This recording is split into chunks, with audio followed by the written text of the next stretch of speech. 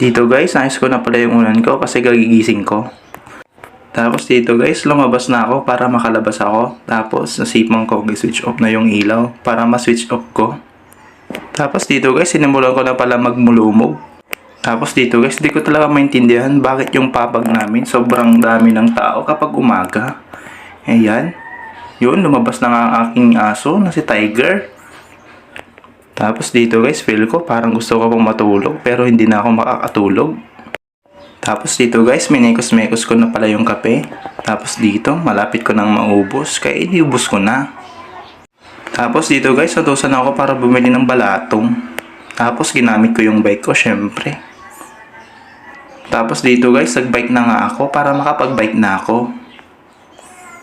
Tapos dito guys, bumili na ako ng balatong para makabili na ako. Tapos ito na yung binigay ni ante. Tapos binigay ko din naman yung 25 sa kanya. Ito na pala yung balatong.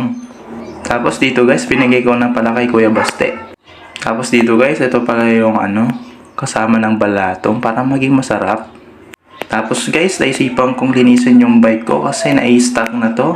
Hindi ko na nagagamit simula nung hindi na kami nagbabike. Kaya naisipan kong linisan na lang to para malinisan ko. Kasi wala na yung mga kasama ko nagbabike. Busy na sila sa mga karelasyon nila, sa mga jowa nila. Charot!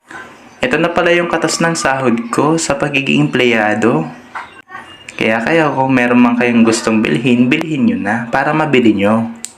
Dito guys, pinunasan ko na pala yung bike kong Foxer para mapunasan ko. Dito guys, patapos na pala ako magpunas. Tapos dito guys, pinasok ko na nga yung bike ko para maipasok ko na dito sa bahay. Tapos dito guys, parang ginutom ako. Kaya tara, kain na tayo. Ito na pala yung balatong na naluto na ni Kuya Baste. So yan guys, sinubo ko na pala yung balatong. Sobrang sarap. Tapos dito guys, naisipan ko magtambay kila Kuya Fred. Kay Kagawad, yung pala nagugupit pala siya. Tapos pumunta ako kila Kuya Sani. Tapos nakita ko si Malen, Kuya daw, kaka-cellphone. Dito guys, nakita ko pala yung aso't pusa. Ba't magkasama tong dalawa? Tapos dito guys, pumunta ako ng Diki para tingnan yung mga kambing ko. So ayan, kumakain sila. Pinapakain sila ni tatay ko para makakain na sila. Tapos dito guys, yung mga kambing ko wala nang inisip kundi kumain. Buti pa sila, ito lang problema nila, kumain. Dito guys, inayos ko pala yung damo para maayos ko, para makain nila. Tapos kinakain na nga nila yung damo para makain po nila. Ang sarap sa feeling na makita mo sila, parang siya. Charot! Tapos guys, ito pala yung mini farm ko dito sa Diki. Dito ko pala pinapastol yung mga kambing ko. Tapos dyan din kami nagpa-practice ng volleyball. Tapos dito guys, yan, tamang flex lang yung mga kambing ko. Tapos dito guys, nakita ko umuulan na. Si Kuya nag-aayos pa ng motor. Tapos dito guys, binara ko na pala maligo. Tapos nagbomba na ako para makabomba na ako. Tapos guys, kakatapos ko lang pala magpakain ng ibon para makakain na sila.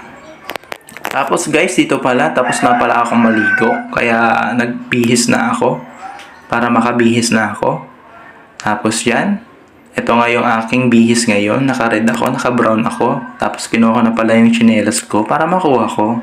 Tapos dito guys, binalak ko ng lumabas para makalabas na ako. Tapos dito guys, nakita ko si tatay, pambihira. Sino daw mas gwapo? Siya daw ako. Tapos dito guys, sabi ni tatay ko mas gwapo daw siya nung kabataan niya. Pero mas gwapo pa rin ako. Charot! Tapos si nanay. Tapos si Malen. Tapos dito guys, niyaya pala ako ni Malen para manood ng basketball. Tapos lumabas kaming dalawa para makalabas kaming dalawa. Tapos ito guys, ito na pala yung court kung saan naglalaro yung mga player. Ngayon sabi niya, may laro daw sila Kian ngayon. Tapos pinanood namin si Kian na naglalaro. Kaya tignan nyo, nandun siya sa gilid, yung naka-violet. Yun, nakibabantay. Tapos wala naman binabantayan. So ayan, tapos tumakbo siya, tapos kinuha yung bola. Tapos tumakbo siya, tapos tumakbo siya. Yan, foul pala, pambihira. Tapos dito guys, nakita ko si Kuya Baste kumakain ng fishball. Sarap ng kain niya. Eh di wow. Tapos dito guys, umuwi na ako para makapag-rest. So dito mo lang muna ngayon. Salamat!